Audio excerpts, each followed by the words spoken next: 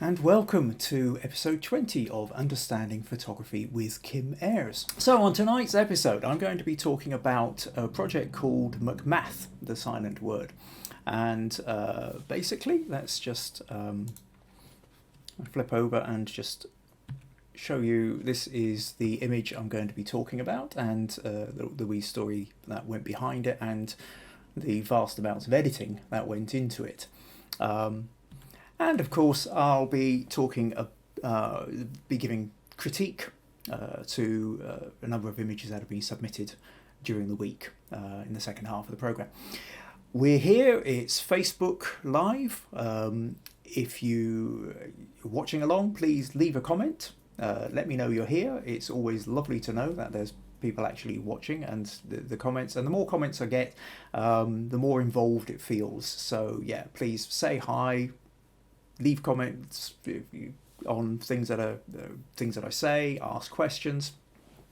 I don't watch the comments absolutely live because otherwise I kind of then get a bit distracted, but what I do is periodically I will stop and go and take a look at the comments and respond to them at that point. So if you put something in, I will find it. Alternatively, if you are watching this on the recorded version on YouTube, also please leave comments. Nobody seems to have got around to quite doing that yet. I don't know whether it's because you feel that you're not quite there with the live side of it, but comments can still happen. Put them there. YouTube should let me know when somebody comments on one of the videos, in which case I can carry on. So the conversation can kind of carry on. It won't be absolutely live, but again, if you have questions that come out of this, then by all means leave the comment. And of course, if you're on YouTube, please consider subscribing. Finally, if you find anything of this really particularly useful and interesting this evening, then do please consider giving helping to support these by go to buymeacoffee.com/Kim Ayres, and where you can give a wee donation. It's not compulsory, but it is always appreciated. Okay, well, intro's out of the way. Let's move on with the episode. Right. So, yeah, what I want to talk about this evening is this photo here. Now, in essence, I suppose that the backstory of this is came about. There's Ali Burns, who's the woman with the blue top in the middle here. She is a songmaker, a community choir director, a music educator, a workshop leader. Absolutely amazing what she does with voice and choirs and songs and what have you. Anyway, she managed to get funding for a project called Macmath, the silent word. Now, what happened is there's a place called Broughton House in Kirkcudbright. It was once the home of the artist Edward Hornell. And somebody's going to tell me I probably pronounced that wrong. Who was one of the Glasgow boys. It's a school of art from about 100, 120 years ago. Now, in this house, it's owned by the National Trust for Scotland, and was always open to the public until COVID-19. And at the moment, while the National Trust of Scotland is opening quite a few of their properties back to the public, there's some debate going on about whether they're going to reopen this Broughton House. And there's various sort of petitions being raised because I think National Trust of Scotland weren't going to do it or aren't planning on it, and there's quite a few local people who feel they really should. And it's an amazing place to go and visit. Now, within this, it houses a library of books which Hornell acquired during his time at Kirkcudbright. One of the acquisitions was the Macmath collection of songs and letters, which is all based in it's traditional music. One of the things about traditional music is it was passed on orally. There wasn't a lot of it written. So back in Victorian times, the Macmath and Ali will kill me for having forgotten the other person's child.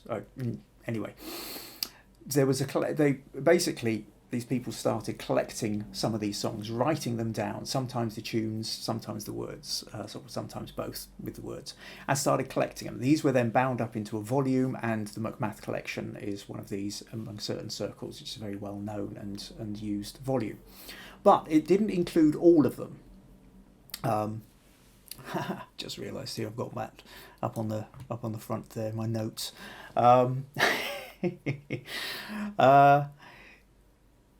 So yeah, it didn't include all of them. So what Ali wanted to do was go through the books and find more. And so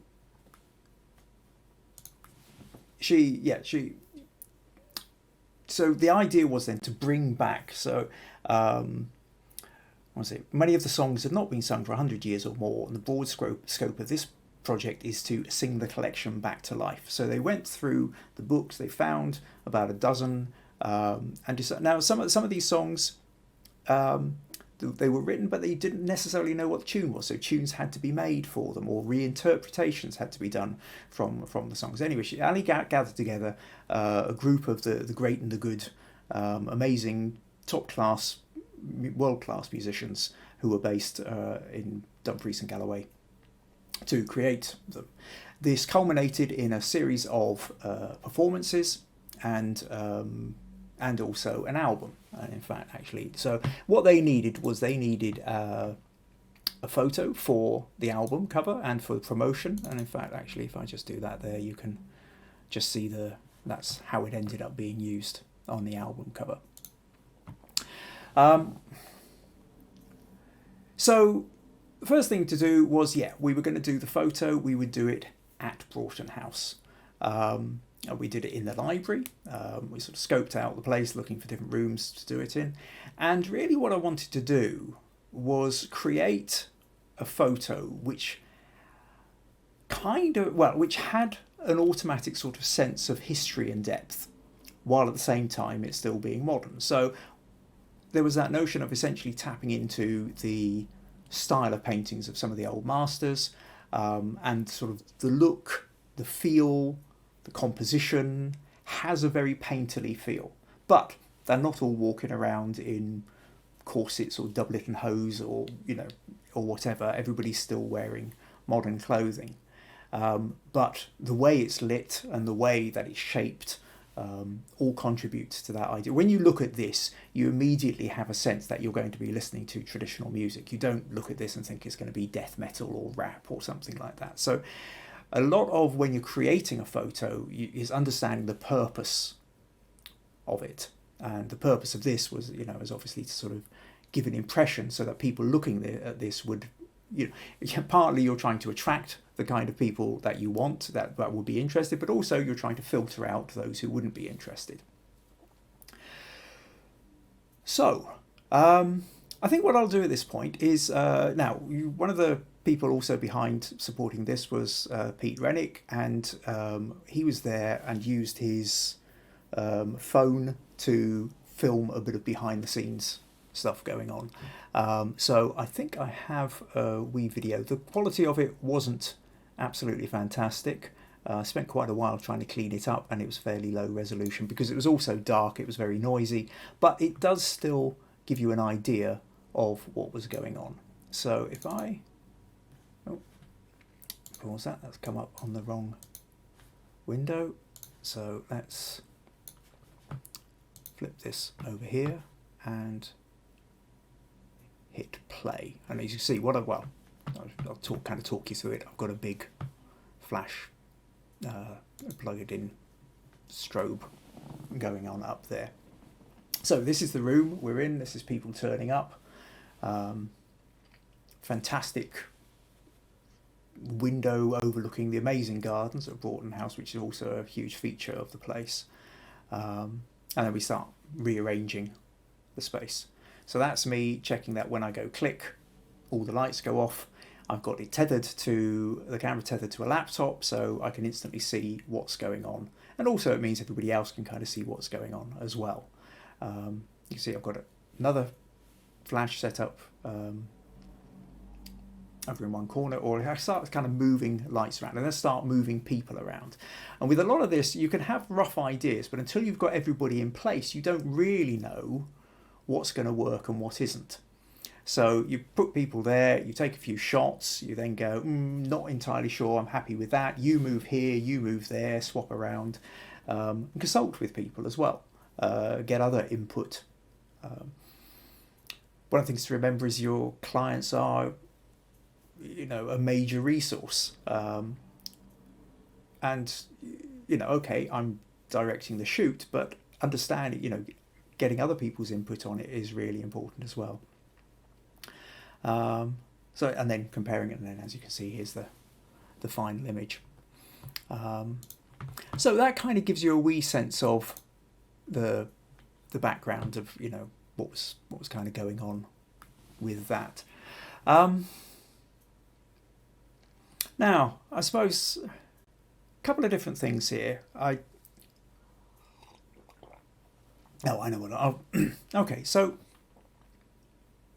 what I wanted to talk about as well here was the editing process. So we've gone through all this. There's been all the decisions to make sure that we can, use Broughton House, who's going to be involved in the picture, how we're timing to get everybody together. I think originally I was hoping to use the light from the window, but it was such a dull, dark day that it wasn't giving it enough, so everything ended up as artificial lights. But then we've also got a big glass cabinet sitting behind them as well, which was also catching some of the reflections of the light. And so there were... And one of the things that also happens is when you are trying to photograph a group of people, the ability to get every single one of them doing exactly what you want in the one photo is just about impossible. And so you take a whole pile of photos and you realise, well, actually, these people look really good in this one, and that couple look really good in this one, and that person looks best in this one. And I didn't want to make do photo with this. I really wanted to try and get the best version of it I could. And what I realised was that the best version of this was going to require amalgamating several of the photos. Now, one of the things that I'd already taken a whole pile of photos and thought I pretty much had it in place, but realised that actually I hadn't left enough space around the picture. One of these problems that I discovered the hard way with the previous band shoot I'd done is that when you print something, when you on say like an album cover or a postcard or some of these, send it off to printers, there's like a 3mm bleed. And what that means is you have to allow for the fact that up to 3mm of the picture can be cut off on the edges. And if you've lined everything up so that it all fits perfectly and looks great within the space, and then 3mm gets cut off, suddenly the composition become ruined, bits of heads get cut off, things that were important get kind of obscured or kind of half cut out of the picture. So you have to leave more space than you actually need. And this is a sort of slightly larger, it sort of looks slightly off to one side. What I was trying to do here was allow for a maximum possibility. So for example, if let's just open this in Photoshop to show you what I mean, that in essence you can crop this a number of different ways, so that if I wanted this to be square, so that would be roughly where are we? Something like that, then I can just about kind of, everybody's fitting in to the space. But at the same time, if you're thinking about using it as a Facebook banner or header, you can crop it with and still kind of get as much in as you want. So quite often with these photos, the one that you're sending out is sort of there for adjustment. I mean, probably what I would do if I was probably just sort of tidy that up a little bit, maybe bring that down a bit, even that up a touch, and that for me would be a more comfortable natural crop for this image. Now, the thing is so to go back then to what I was saying about the layers upon layers. Let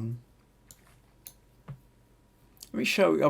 What I've got here is the actual Photoshop file which I built in for it, and the several layers that go on. So I'll just undo all this and take you back to the beginning. So yeah, so what I was saying was I'd taken most of the photos and they just sort of fitted into the frame. Then I suddenly realised I needed it to be bigger, so I had to swap the lenses and put a wide angle lens on, and I took some more photos, which then gave me this amount of space to move in, except for the fact that when I went back and looked at the photos, all the best faces were from some of the original slightly closer in images. So I took this one as the base, this was going to act as the background, and then I was going to start putting things in. Okay, that's just where I wouldn't worry too much about that. I'm lightening up. Right. So the first thing that I've got that I want is in this one, I like the shape of the two guys, Aaron and Jamie at the back here, and the shape of Claire here. So those three have kind of got quite a good shape. So I've sort of moved them on board.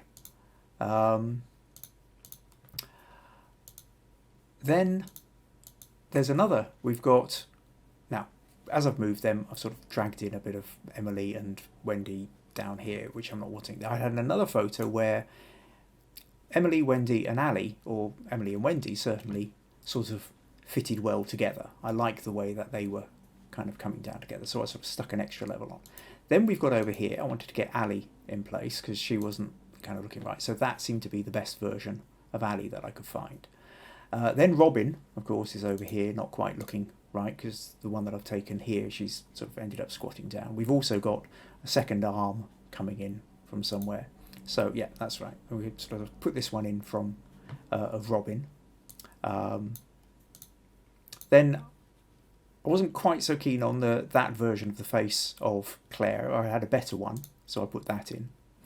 And then I noticed that, well, I probably noticed before that, but at this point then I've got the umbrella, which is bouncing the light back off the strobe, is showing up in the bookcase here. So what I did was I took these two panels and copied them over and then changed the colours of the books. And so just cancel that. So we end up with that. Then at this point, I start lightening up and giving it more texture, bring up the levels, and then the final thing that I did was I created an overlay. Now, this overlay helps shift it from being, at that point, it's a photo, and, you know, fair enough, it's, you know, it's quite a nice photo, but when we sort of do this, it changes the feel of it. It suddenly does make it feel more painterly than it did. And it's, I think it's really to do, what we've got here is texture. We've got a couple of different, in fact, we've got texture and we've got text. If I zoom in here, you can see there's writing. Now what I did was I took writing from some of the books. So the books that, like Ali here is in the centre, that she is reading, which contain the original handwritten notes of the songs that were being written down, are here. So this is a sort of closer up version of them. And what I did was I stood over the top and photographed down and took several photos of lyrics and lines of music. And let me show you then, so in a separate file, let's run down here. So what I did was I took this as a background. I can't remember exactly where I got this one from, but it's just a nice kind of grungy, kind of messy background. But then I took some text. Now, actually, this piece of text, well, this photo of the writing, I blew that up and faded it, so you can see that here. And then I just started overlaying other bits of handwritten notes, handwritten tunes, and then put that all over, overlaid that into the grunge. So that layer then, I then took that and overlaid it onto here. And what you can see, if I, let's just say I remove that. No, where are we? In that one. Black.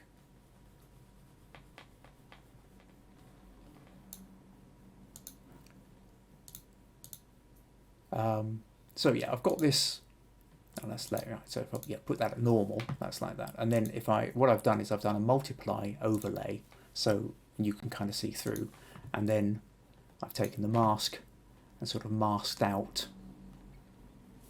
Only I did it probably at different levels of opacity so that it sort of blends in a bit more. That's very, very rough. But basically, if I go back to open, you can then see how the whole thing kind of came together.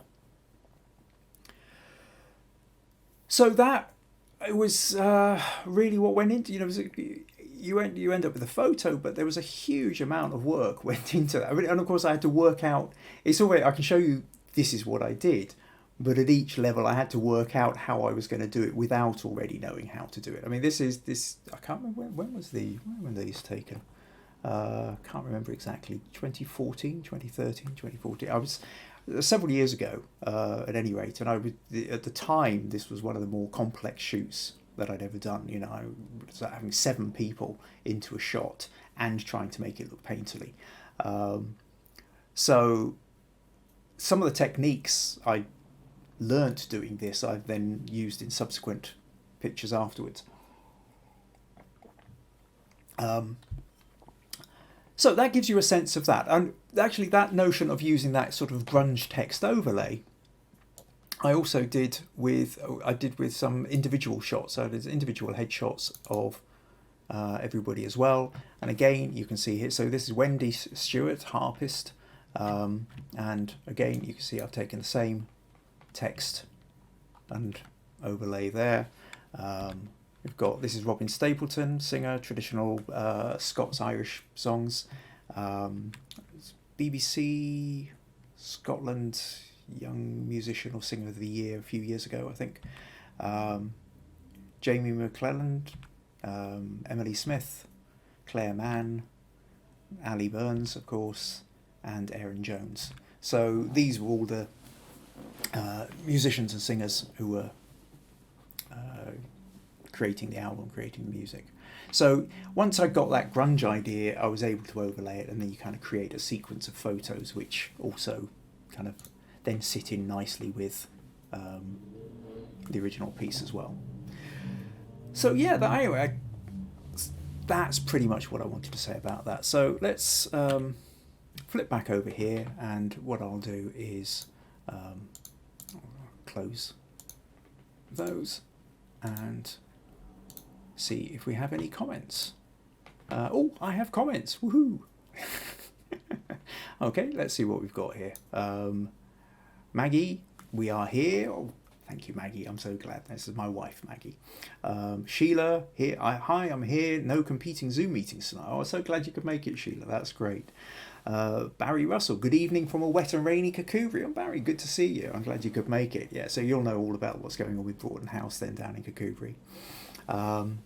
Oh, Maggie's, yes, the child ballads. Great. Okay, thank you, Maggie, for that confirmation. When I was saying it was the Macmath and child for the collection, yes.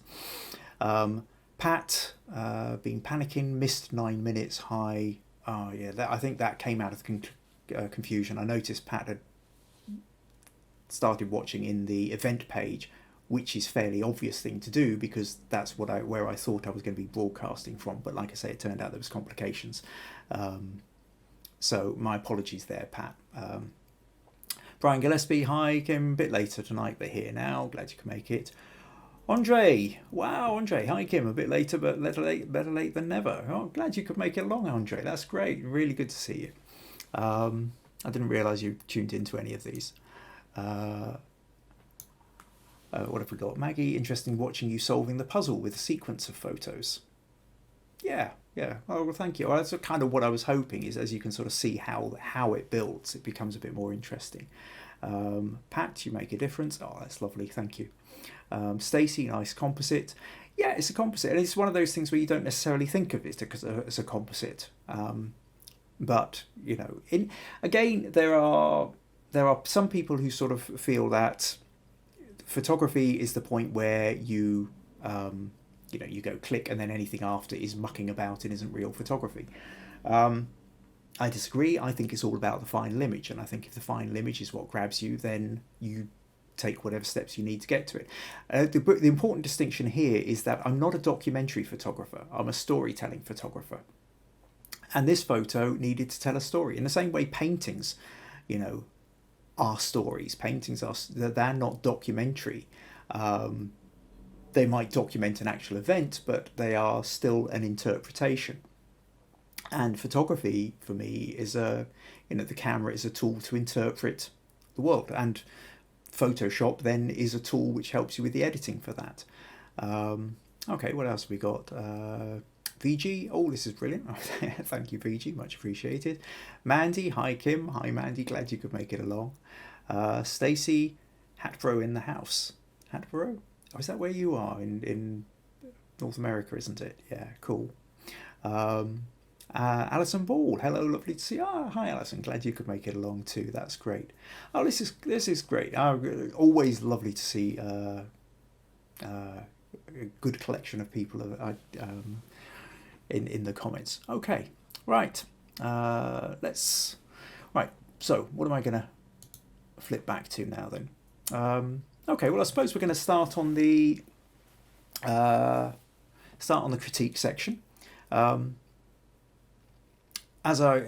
the critique section then is, for those who are here for the first time, basically, if you join the group, there's a Facebook group called Understanding Photography with Kim Ayres, and if you join that, then you can then submit photos to that. If you want to stick your photos in, and then tell me where you feel your sticking point is with them, then what I do is I can take them, and in this part of the podcast, I'll look over them and try and do my best to give you some pointers and help as to how you might be able to improve the photo. Sometimes that involves ways you could edit it. Sometimes it's just suggestions for how you might have taken the photo differently and things to take into consideration. There aren't many places that I know on the internet that actually really do this, and which is a shame. I mean, certainly when I was learning photography, getting decent critique was so important for me being able to improve my understanding of photography, that I feel it's one of the most useful things I think I can offer. So I'm always glad to do this. So yeah, we're going to move on to this section now. Again, if you find any of this interesting, you'd like to help support these podcasts, then by all means please go to buymeacoffee.com/Kim Ayres. You can see the address just down here on your right.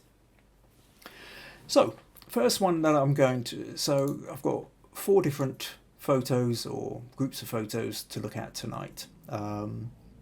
So what will I start off with? I think what I'm going to do is I'm going to start off with Manoj, who he's emailed me the high-res versions, which makes life a little easier to see what's going on. So what I'm going to do is I'm going to take 2 different photos of the ones that he's taken. So this is the first one, and what Manoj says is the leading lines you mention are leading to the statue in the center, but somehow the image looks off. What is wrong here? Should I crop it to the left? So, excuse me. So Manoj is at this place. We've got these trees. We've got the kind of avenue coming down. All leads to a statue. I've talked quite a lot in previous episodes about the notion of leading lines and perspective and diagonals and ways that these lines can sort of draw you into a picture. The trees shifting down into this and give you that sense of depth. You've got the statue there in the middle. So Manoj has taken these ideas, put them into play, but still doesn't feel that the image really does what he's wanting it to. Now, when he says crop it to the left, he did send me a wee version, I think, of... That's probably not the best way of doing it. Let's just right click, open with Photoshop. So what Manoj has done here is he's gone for a rule of thirds type crop, where we've now got the line of the statue is coming straight down, and we've got a couple of people here. It looks like a bloke taking a picture of his wife or girlfriend, or maybe just friend. So that's, that's one kind of interpretation that you can do with it. It does kind of feel, I think, a little bit at this crop though, that these people feel rather just kind of a bit too low, maybe. Difficult kind of one. But let's go back to the original one. Let's go back to the original here and see what we can do. Well, part of the difficulty here, is the notion of the light. I think, the sky is looking very bright, kind of a bit, burnt out. It's not, we're not getting, if you'd had sun, it looks kind of, I don't know, mid-afternoon or something like that, or mid-morning. If you'd had a kind of more golden hour, kind of, later in the day or earlier in the morning, I think you would have got some long shadows, sort of slightly yellow shifted light rather than a blue shifted light. Might have automatically made this a little bit more interesting. But I think visually, the first thing that's making this feel off is essentially this great big plant smack bang in the middle. It's grabbing the attention. If you're talking about the idea of the line of trees moving you down towards the statue, this immediately kind of gets in the way.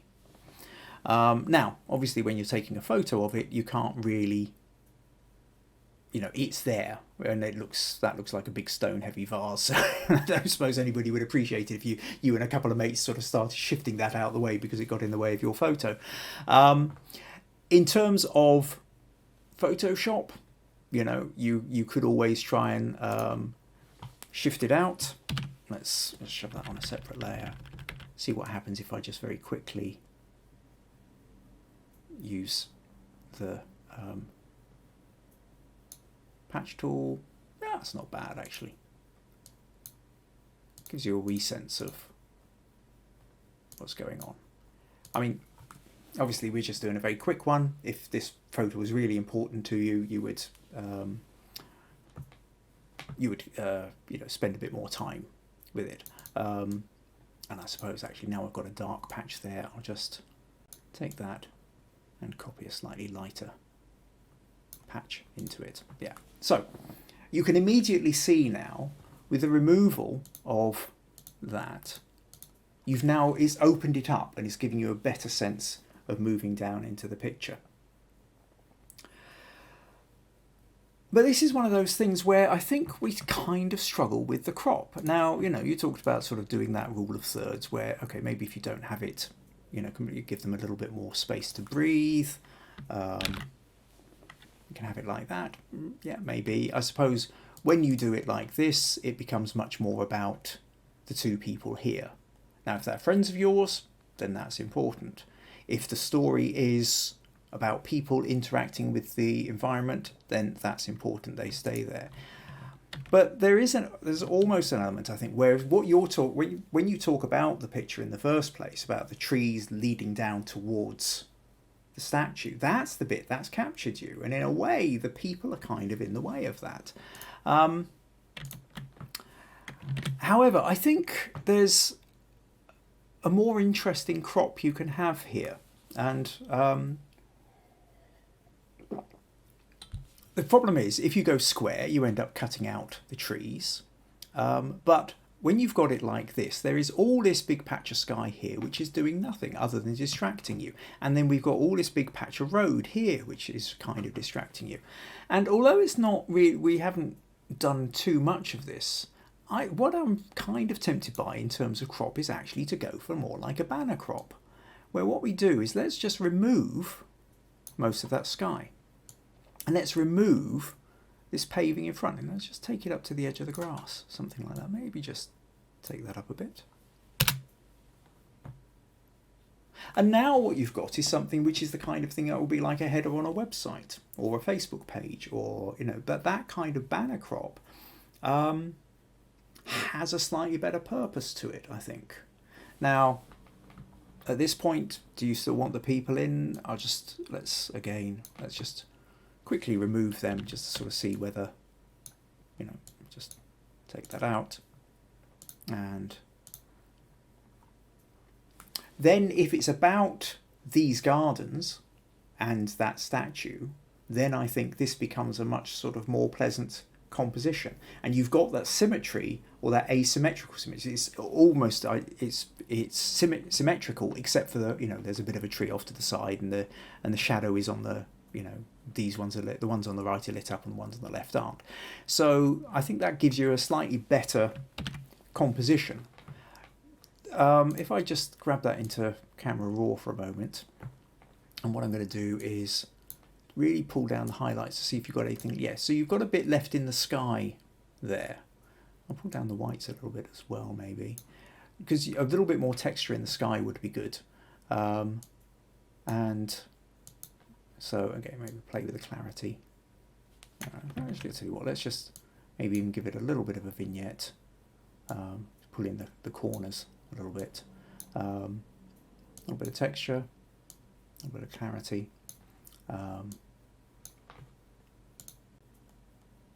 And now you see, once you've got a bit more sky in, that doesn't feel like the statue is just sort of disappearing out into the top. You've got a bit more texture there. So whether you could, you know, at the time, try and make sure the adjustments in the settings in your camera are allowing for the exposure of the sky, so you've got more texture. I think if you're taking a photo of anything where things are disappearing into the sky, the sky has to be taken into consideration.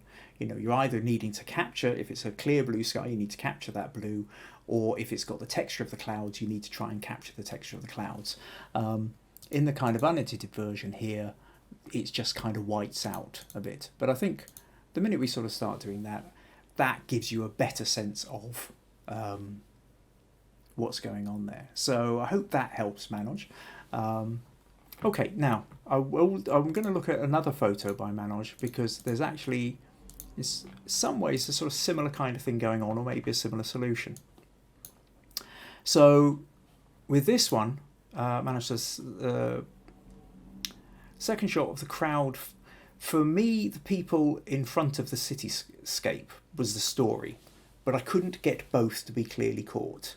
What should I have done to capture both?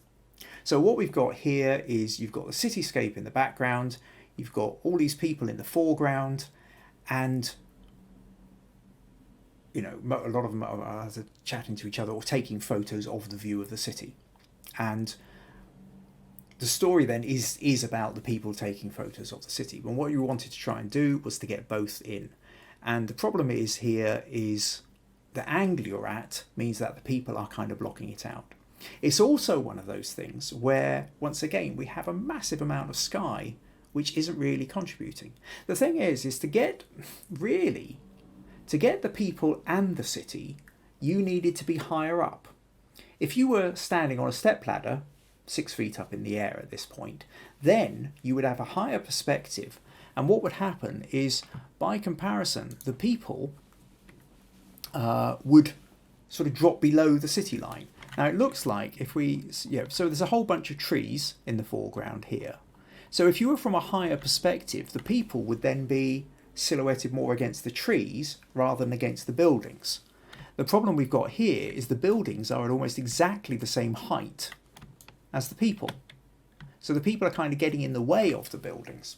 So that's why you're not able to capture both. So yeah, really you either needed to sort of get on a stepladder or sit on somebody's shoulders, or potentially, you know, see this bit of wall here. Maybe, you know, I don't know whether you're allowed to climb on the walls, but if you climbed up on that wall there, then that would have given you a bit of height. You'd have been able to see over the top of the people, and you'd have got the city skyline, while at the same time being able to include the people within it. At this point then, I think, again, another solution, and this is why I wanted to talk about it again, because for my money, the solution for this is almost identical to that previous photo, which is banner cropped. Because really, you know, all this bit of sky, if you look at this, the top third of this is empty. You know, there's nothing happening there. The bottom third here is grass. Now, there's a little bit down here which looks like, oh, I don't know, somebody's bag or pair of socks or some bit of bunting, not sure. Something's been left on the on a bit of rock. It grabs the attention a bit, but it's not telling us anything. There's no real story to it. So I don't think it's really contributing. So my real temptation here is to go up, come down, pull that in. It's the city you're interested in. So you really want to, I would say, pull into the edge of the building there and just take off the edge there. So now what's going to happen is we do something roughly like that and crop it.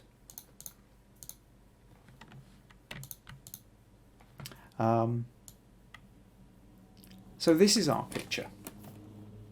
And do you see that now, because we've got rid of all extraneous stuff, we've got rid of that sky, we've got rid of that foreground, now we are so much more there with the people. We feel like we are, you've got this guy rather wonderfully walking in towards them, so that draws our attention. That has a sense of, all right, he's coming up the path. We don't need the rest of the path. We can see him walking towards them, so we know the path is there.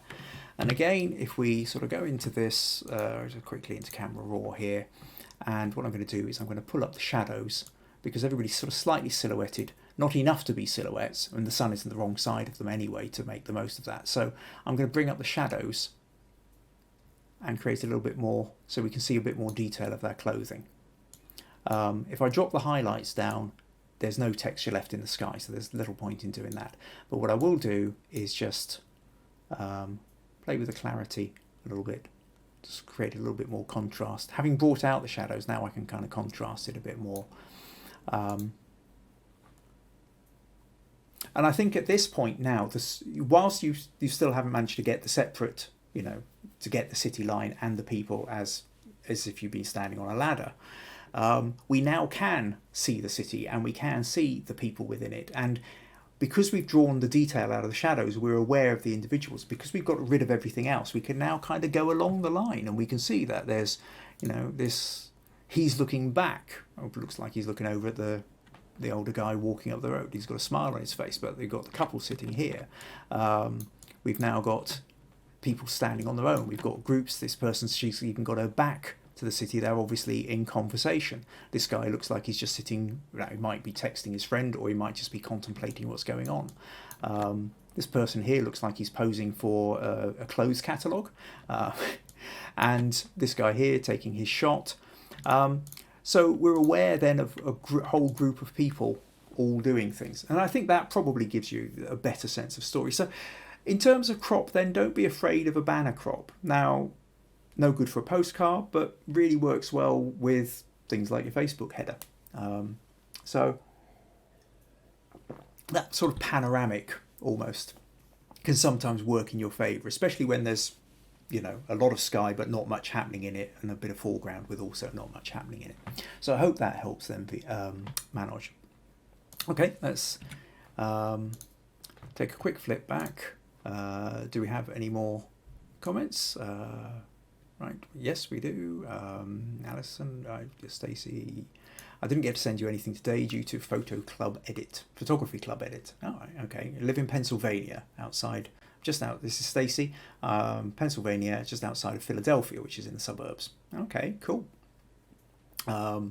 So several hours behind. While we've got Manoj and VG, we live in India, which is 4.5 hours ahead. I think Pennsylvania is probably about 6 hours or something behind. So early afternoon for you then.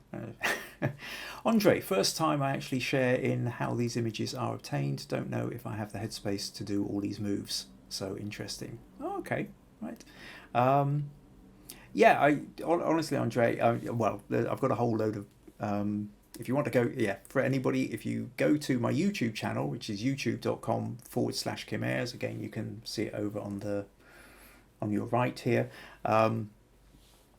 You'll find all the back episodes. This is episode 20. There's 19 before, and in most of them, what I start each episode talking about a particular photo, the whys and the wherefores, and how that came about, the story behind it, and sometimes the processes that went into the editing, and then the second part is all about the critique.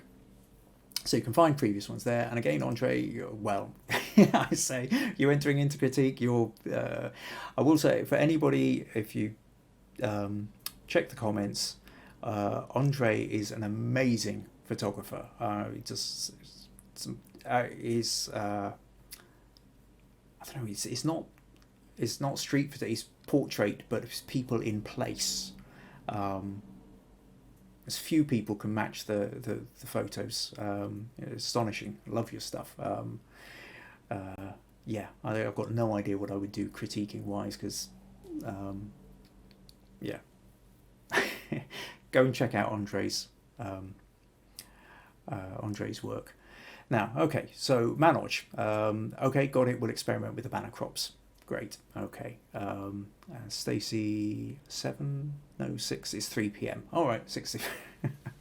Okay, excellent critique assists Kim. Well, Andre, if you ever want to submit anything, then please do. That'll be really interesting, actually. Yeah. Join the group if you haven't already, and if you want to get a second opinion on something, put it in. It'd be really interesting to kind of look at some of your work. Okay, let's move on then. So. Let's flip back, and we will now go to Eamon Ivory. Now, what Eamon has done is, let's find Eamon's picture here. So, Eamon has he sent me the raw file. This setting up a capture of a night sky. I took a test shot and caught this image. So we've got the lightning shot. I'll forward the raw file, which is done, and was wanting to know about cropping and composition. Now, first of all, I have to say, let's just open this. Yeah, lightning shots. Not an easy thing to get. There are people out there who specialise in doing it. I've never managed to get one. I kind of where I live, there's oddly enough, the other day there were a huge amount of lightning storms. I think last week in the area, which just missed where I was living. I heard other people talking about I saw people shoving up little videos on Facebook about all this lightning going off. My son, when I was chatting to him on Skype, he was up in Edinburgh, was talking about all these amazing, and he went outside and there was this massive sort of flash and bang where, so close to him that it sort of terrified the life out of him. Really kind of made him feel just how, that puny human we are up against the massive power of nature. And yet somehow we seem to miss all this in Castle Douglas. A bit of a shame. I would love to get a lightning shot. I've never really managed to get one. What I do know is it's about, generally speaking, you have longer exposure photos. You try and set something up so that you can have it running for as long as you can, 4 seconds, 10 seconds, 20 seconds, so that when that flash goes off, it then hits and so momentarily lights everything up, and that's what ends up getting captured on the sensor. So you've got anyway, this is what you've managed to capture, and so Eamon's really looking about the idea of cropping or composition. Now, the first thing that anybody who's been watching me for any amount of time will know that I will be feeling desperate to do is just straighten that horizon. I just tilted horizon. I can get a bit OCD about it, really. That immediately sort of makes me breathe a little bit easier. If you're going to, there are photos, of course, where you can go with a tilted horizon, but it has to look like it's been deliberately tilted, or you get it absolutely, or you get it horizontal. There's a and a little bit where if it's not quite right, you just look at it and go, that's not quite right, and that distracts you from the rest of the photo, or at least it distracts me from the rest of the photo. Now, what we've got here is there's a large amount of space up the top here, which isn't doing much. The real interesting bit is this line here, is where the lightning is coming down. But we do end up with a bit of a problem, that if we were to do, say, a general kind of rule of thirds type crop, where we make that, we increase the size of the line and it's dominant. The problem is that we've lost that magnificent bit of cloud up here, because actually what's really helping this line of lightning is the dramatic sky with it. But it's also a tiny little line. It's not one of those huge, great multiple forks coming out. It's very dramatic when you take the lightning photo, but in terms of trying to impress other people who've seen other things, you want to try and make more of it. So now I noticed when you posted this a few days ago, and one of my thoughts was about a vertical crop, and then I noticed that Mandy came in and actually left a comment talking about a vertical crop, and I think that's really where I get drawn to, because what I want to get some of that texture in, so really try, if you go something like this, I think we're now getting into a sort of slightly more interesting area. Maybe we can sort of, it's kind of tricky, we don't want to lose too much, but again, can you see, if we do something like that, now we've got much more in the way of the cloud and the lightning bolt. And then I think really you want to go in and you want to pull out some texture into this, or increase the texture of the clouds. So again, quick thing in Camera Raw. Now, one of the interesting, we've got a whole kind of silhouette thing going on here. If I pull up the shadows, then actually we can see there's a gatepost here, which I quite like. And so, yeah, again, difficult one, because you kind of, it becomes very noisy. In the dark, you're not necessarily sure what is already there. And there's a little bit of noise reduction because it does get a bit noisy down there. But then if I come up and I then play with, again, let's just take the clarity, create that more of a contrast, bit of texture, perhaps, something like that. Maybe a little bit of vignette, darken down the tops. And do you see that then? That actually by... So an odd thing, because you think that that's where the light is, so it is kind of drawing your attention. But I think even though we've lightened up this, because that is such a strong line of light, this actually then sort of echoes that and accentuates them. It just sort of adds more drama to it by having a bigger contrast into the clouds. So really we've gone from that to that. So I hope that helps, Eamon. It gives you a sense, just like with Manoj, we're talking about banner crops. With for you, I think the vertical crop is really the way to go. So hope that helps. Okay, just quick flip back. And VG says, after crop looks so dramatic. Yep, well, I think it was quite a dramatic photo too, yeah. Or it had the potential there. But yeah, I mean, I desperately want to get a lightning photo. At some point, I hope that I'll get one. I think it's one of those things, I mean, for some people, for the landscape photographers or the astrophotographers, or then they're looking out for that photo which they want to be able to sort of print up and sell, really, or put on stock photography sites and sell. For me, I just want to get something which I think would please me. It's just like, ooh, that looks like fun.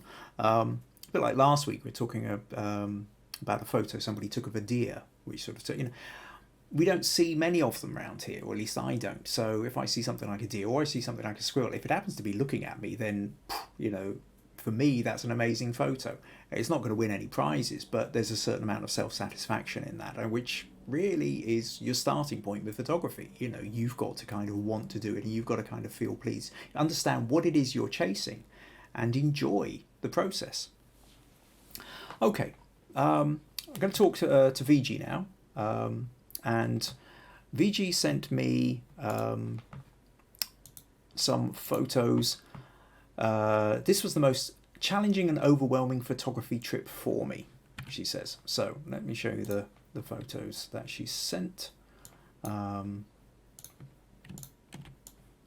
we have here is quite a dramatic waterfall. VG says, we were at a distance and too much of fences and barricades. Okay, so going to a place and yeah, everything's in the way.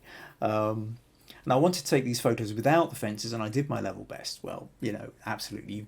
In the end, you can only really work with what you've got. The one that's tilted, I cropped and rotated, but they've ended up weird looking. Can you take a quick look and let me see if I could make this a better looking shot? I took the photos in 2012. Maybe if I go now, probably I might capture a better image. Probably. Smiley face. Thank you in advance. Okay, so I suppose these are cropped in versions.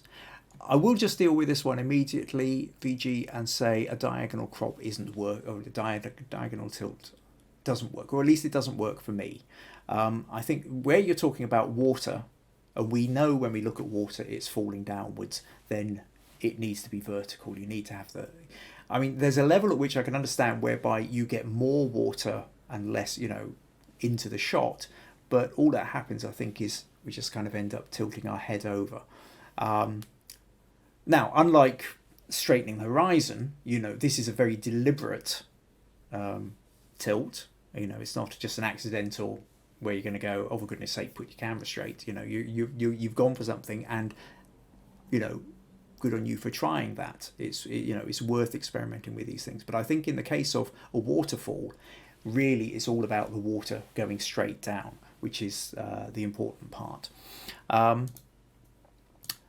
This one looks like you've cropped in very closely. I've only got the web versions. You didn't send me any high-res versions this week, so I'm not sure what else I could have done with it.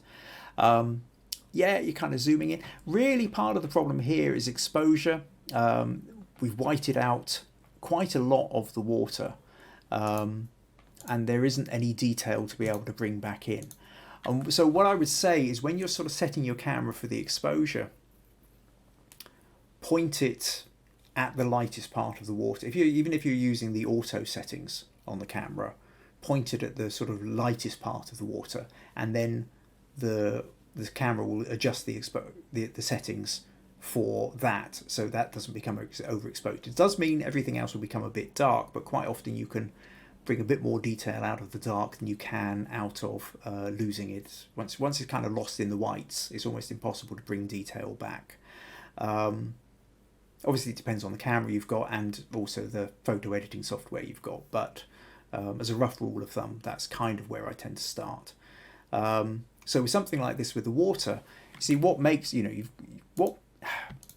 what's making the drama with this is the height of the falls and the texture of the water and that feeling. And while you can see here, this is where the texture is, but where it's gone white, it's lost, and there's quite a lot of white, and especially over here, lost completely. And I think it would be more interesting if you did that. So yeah, so the main thing there, VG, is about getting the exposure right. I suppose if we then come on to this one, it's the most dramatic shot. Here we've got the falls in context, and that's a beautiful looking valley just sort of disappearing up into the mist. Now again, the exposure settings, it's a tricky one here because I don't know whether you've done any editing or whether you did any in-camera editing, but a lot of detail is lost. There's a lot of, just as we've lost details in the whites down here, we've also lost details in the blacks here. And that's a shame, because I get the feeling that there's probably a lot of really interesting texture. The sky here completely whited out again. there's bits of cloud. I can imagine that it was probably quite a dramatic sky, but again, you would have had to have had a lower exposure setting for that.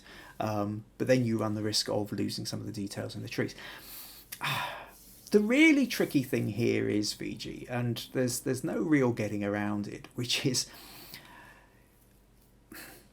the camera very rarely ever captures what we are experiencing. Now, I can imagine, you say an overwhelming photography trip for you, and I can absolutely imagine if you go there, you've got your camera around your shoulder, it's a wet, drizzly, grey, dreich day, but you've got the roar of the waterfall and you've got this incredible valley heading up there, and for you the experience is overwhelming, and it absolutely would be, and I would love to go there.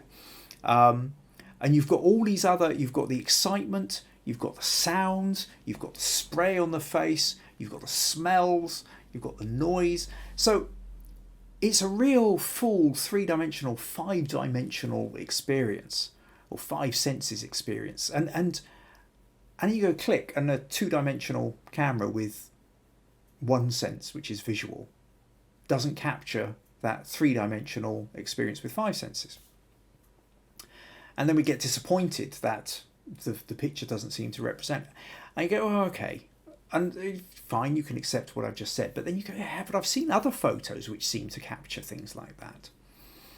But the reality is, those other photos, the kind of the amazing kind of landscape photos that blow you away, tend to be taken by people who've been studying this for years. There's a landscape photographer I've referenced a few times over the past few months, Alan Wright, landscape photographer I know. And what he does with a lot of his landscape photos is he goes to the places where everybody else goes, takes their photos, ends up really disappointed in their photos, and then goes and buys a postcard. And it's probably one of his postcards they've gone and bought. He will go to places and he will be checking weather patterns, and he will be checking sunset times, and he will sort of camp in a place for 3 days in order to get the right settings. So to get that combination whereby you've got the sun setting, the shadows casting, the light streaming through this, glinting off the water, interacting with that, and then he will take several photos and maybe will overlay some of them and be able to sort of do different exposures to bring more detail out of the darks from one photo and more details of the lights from another photo, and combine them much in the same way that I combined that photo of the Macmath project. But instead of, but he's combining different exposure areas. And then he ends up with this photo where we all go, wow. And his photo seems to represent our memory of it, but not what we were able to achieve. So don't beat yourself up about it. In the end, a photo, like when you're there, the primary reason for your photo is to act as a gateway to the memory, And there's enough in this photo for you to go, oh yeah, that reminds me of this place, and then your brain fills in the rest of it.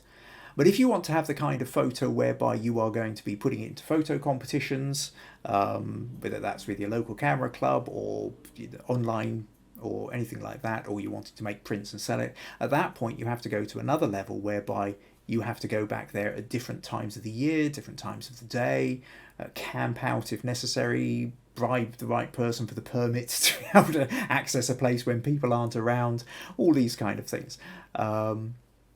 So anyway, it doesn't mean that I can change this photo for you, but I hope it gives you sort of better insight into maybe how you would sort of play with the photos. The main thing really, though, to come back as your quick fix, the one thing I can say is when you're at something like a waterfall, expose for the lightest area, zoom in on the lightest area, get your exposures there, exposure settings from that, so that you're not overblowing the highlights. And then once you've got your exposure settings for that, you can come back out, take your photos, and the water, because in the end, with a waterfall and a river, the water is the most important part of it. So you can get the detail in it once you've got those exposure settings right, and then you kind of, if necessary, you edit around that. So I hope that helps.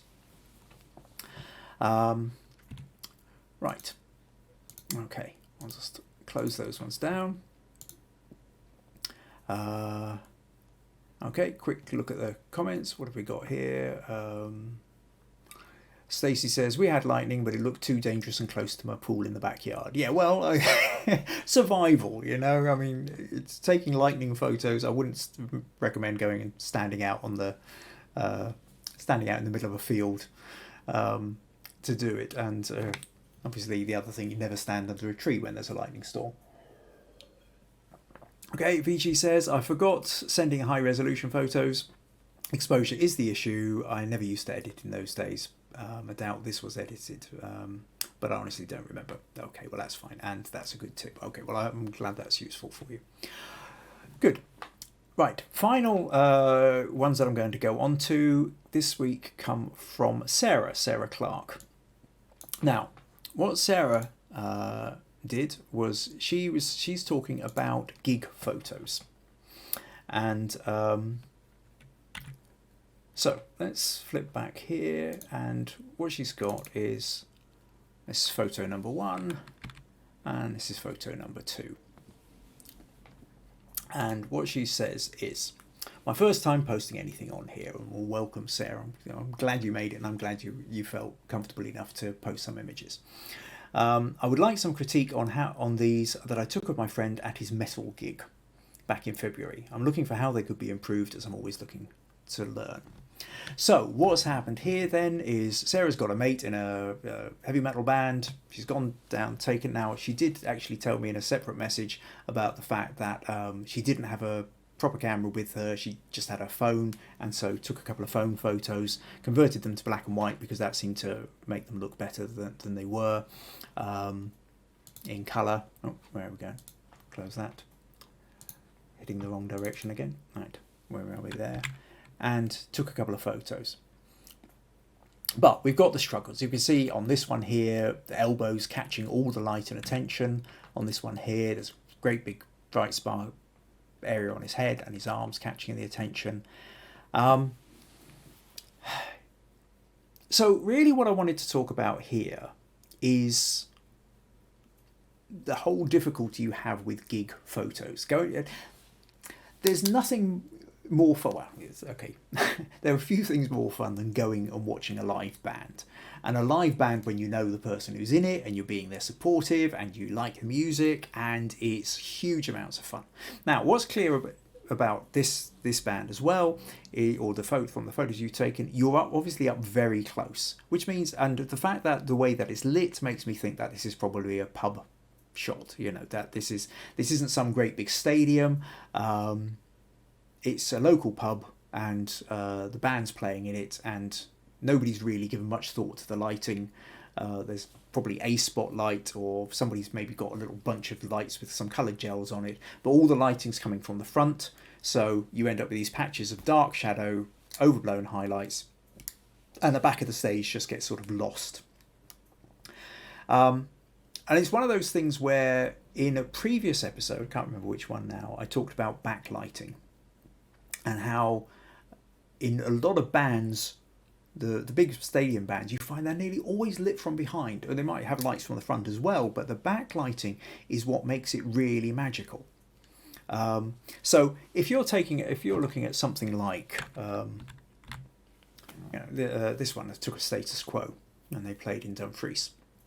So yeah, fine, he's lit from the front, but you can see the lights in the background. You can see catching the edge of his hair. He's got lights coming down from behind, which is separating him out from the background and making him really kind of stand out. Or they do things whereby they even switch off the front lights, and smoke goes up, and you get backlight coming through smoke, and it gives this really fantastic atmosphere. Here we've got the guy, so and it's got the shadows coming through the smoke, and it's really dramatic. And so we go to big gigs and we see this kind of stuff, and we take photos, and we end up with these kind of photos. And then we go to a pub gig and our photos don't look like this. And that's because they haven't got a pub is a pub. A pub is there primarily to sell beer, to make money. You have a local band, more people turn up, more people drink beer, but it's not a gig. It's not it's a gig rather. It's not like a big stadium show. So when you're in that kind of situation, it's then a case of, well, what do you do about it? Well, the first thing is in an ideal situation, do take your camera. Next time you're there, take your camera rather than your phone. If you've got the camera, give it a go, because you've got more options with the camera. The phone, you can't really zoom in and out with. You've got your fixed setting, you've got your fixed levels. It's only really going to work on auto. You can't do any kind of manual override. Now, having said all that, once you've got your camera there, the big problem that you have with pub photos is the lighting. Well, first of all, yeah, as well as not having backlighting, the lighting is usually pretty damn appalling. So the camera itself is then struggling to, stop everything being completely dark. So if you are into your manual and you can do the override, really what you tend to do is you up the ISO. The ISO settings, now it does mean you end up with a more grainy picture or a noisy picture, but it enables you to operate in much lower light situations than you would normally. Now, because the problem is because you're in a low light, if you go down to a slower shutter speed, well, these musicians or singers are leaping about all over the place. They're hitting their guitars and they're screaming into the microphone, and there's all this movement going on. And everything will just end up as a blur. If you drop it down to a 15th of a second or something like that, not only are you going to have a problem with camera wobble, even, you might sort of lean yourself up against a post and sort of try and get some kind of steadiness, but the person moving is going to be moving too much, so everything's going to be a blur. So you want to try some of the drama you want to capture them static, you want to capture, you don't want the blur there. So yeah, up the ISO. And then if you turn it to black and white, you can kind of get away a bit more. So I'll give you an example here. Just no, I've definitely got the folders. Yeah, let me show you this one. So for example, this was a photo I took of a band called the Yars when they were doing a pub gig, and I mean it was a really small pub for that matter as well. I think it was absolutely packed out with 20 people in the audience. The chairs were, Grant here, as he's playing his mouth organ harmonica, his knees are only probably about 3 inches away from the person in the front row. The light was appallingly low. But the advantage you have with that is you can get really close and intimate shots as well. I was able to get up some really nice close. Now, you can see within this that it is hellishly noisy.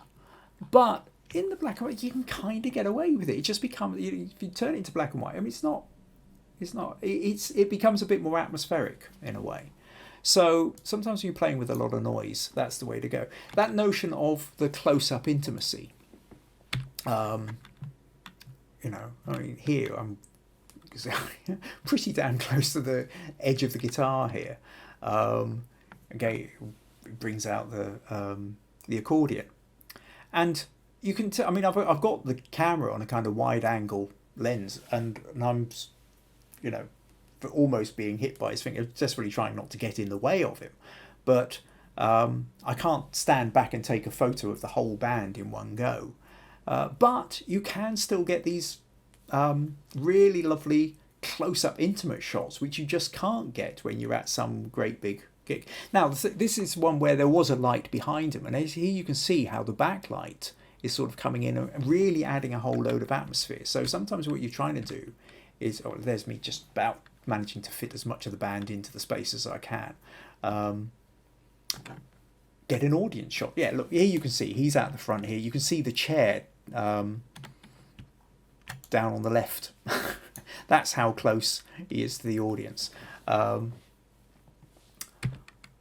But if you can get a bit of backlight, there was a little bit of spots. You move around and you can get this sort of light cutting through. Okay, that you can get some really nice atmospheric photos with that kind of thing. Another pub gig I did, I remember the lighting was absolutely appalling. Everything was just yellow or pink or red. So yeah, this one here was band the Sex Pistols Experience. So basically the punk band the Sex Pistols from the 1970s, these are a tribute band. So they dress up and go out and sing all the songs, and they're really good. They're huge fun. Now, this is a kind of colour, it shows you, and I've already done my best to colour adjust here, but you can see it's really washed out. You can also see it's front light, there's no backlight, there's not a lot you can do with the lighting, but it's probably lit not dissimilarly to your friend who's playing his metal gig. But so if you go black and white, it does allow you to then get rid of that kind of awful colour cast, make it again a little bit more moody. Now what I'm trying to do here is again move round to the side as much as I can, so at least some of the light, so we end up with a bit of sort of side lighting, edge lighting catching, and then that sort of starts to make it a little bit more interesting. The other thing is, because you're close up, try and grab the emotion, get in close with the face. You know, if the periodically you will notice, you try and get into the timing. If a singer at the end of one chorus is sort of leaning forward and screaming into the microphone in a particular angle, and you like that, but by the time you realise that you clicked and you'd lost it, the chances are at the end of the next chorus at the same place, they're quite likely to be in the same place again. So if you know the songs, or you can listen to the songs as well, you can start to anticipate how they're going to move, and then be ready for the point whereby they're at their maximum point where they move forward. So you're ready to go click and capture them.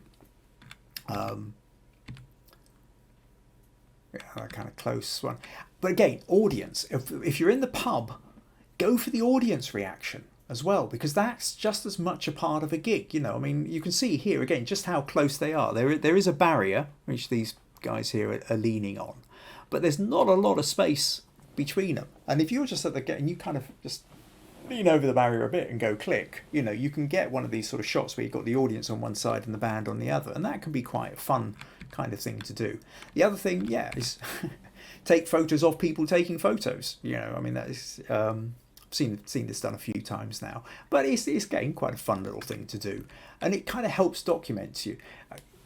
This was lovely. Just, I mean, it's a little bit out of focus. It's not really, but I like the fact that, you know, you've got somebody in the audience gesturing forward, and then you've got the Johnny Rotter lookalike leaning into it with brilliant attitude on his face. But you're aware of that incredible interaction of the audience.